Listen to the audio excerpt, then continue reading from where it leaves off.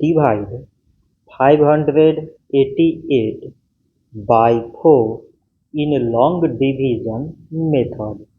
4 times 1 is 4.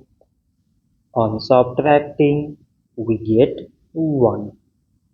So this 1 is less than 4.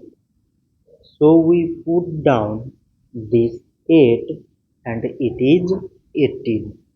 4 times 4 is 16. On subtracting, we get 2. So this 2 is less than 4.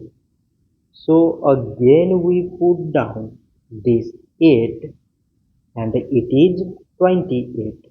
4 times 7 is 28.